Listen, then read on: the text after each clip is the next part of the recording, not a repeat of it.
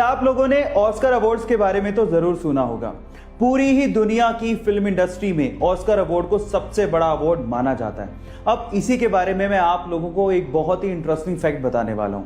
Fact ये है कि अगर किसी मूवी का या किसी बंदे का ऑस्कर की किसी भी कैटेगरी में एक बार नाम आ जाए, मतलब वो एक बार नॉमिनेट हो जाए, तो भी उसे $50,000 यानी कि लगभग 40 लाख रुपया दिया जाता है, चाहे वो जीते या ना जीते, सिर्फ एक बार नॉमिनेट होने पर। है ना ये इंटरेस्टिंग फैक्ट?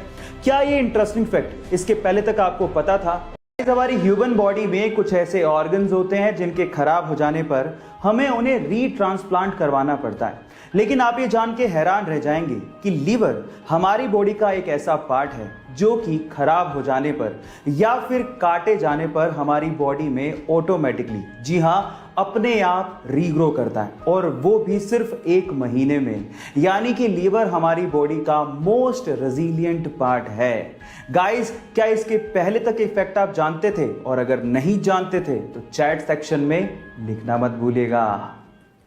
नीट 2020 के एग्जाम में उड़ीसा के शोएब आफ्ताब ने और यूपी की आकांक्षा सिंह ने इतिहास रच दिया, क्योंकि इसके पहले तक ऐसा कभी नहीं हुआ कि किसी स्टूडेंट ने मेडिकल एंट्रेंस एग्जाम में पूरे में से पूरे मार्क्स यानी कि 720 में से 720 मार्क्स बनाए हों। है ना अमेजिंग? लेकिन सवाल यह है कि शोएब और आकांक्षा दोनों के ही 720 मार्क्स थे, तो फिर शोएब को रैंक 1 और आकांक्षा को रैंक 2 क्यों दिया गया? उसके पीछे का रीजन मैं आपको बताता हूं। सबसे पहले इन दोनों के बायोलॉजी के मार्क्स, फिर फिजिक्स के मार्क्स और फिर केमिस्ट्री के मार्क्स कंपेयर किए गए और वो इक्वल थे। और फिर उसके बाद एज का क्राइटेरिया लगाया गया, जिसमें शोएब चूंकि आकांक्षा से बड़े थे तो उन्हें रैंक 1 दिया गया और आकांक्षा को रैंक 2। अब आप इसका रीजन जानते हैं। बहरहाल दोनों ही हमारे लिए टॉपर हैं और दोनों को ही मेरी तरफ से best of luck for the future. Guys, ये तो आपको पता ही है कि हमारे देश में सड़कों का जाल बिछा हुआ है और बहुत सारी सड़कें एक दूसरे से इंटरकनेक्टेड भी हैं और हर साल नई सड़कों का निर्माण कंटिन्यूअसली हो रहा है।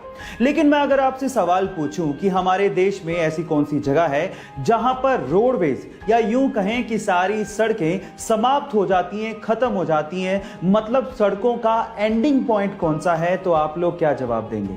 डोंट वरी, मैं आपको बताता हूं। उस जगह का नाम है धनुष कोटी और वो तमिलनाडु स्टेट में है और उसे इंडिया का एंडिंग पॉइंट भी कहा जाता है। गाइस, क्या इसके पहले तक के फैक्ट आप जानते थे? और अगर नहीं, गाइस, बिल गेट्स के स्कूल का एक बड़ा मजेदार किस्सा है। एक बार उनके स्कूल में एग्जाम था, तो अब एग्जाम सेंटर में क्लास में बच्चों को रैंडमली बिठाने के लिए स्कूल ने एक सॉफ्टवेयर बनाया था।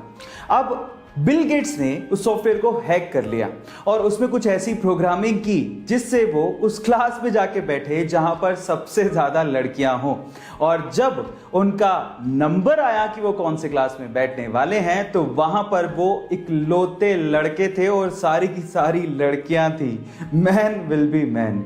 गाइस, ये किस्सा सुन के आपको कैसा लगा? चैट सेक्शन में लिखना मत भूलिएगा।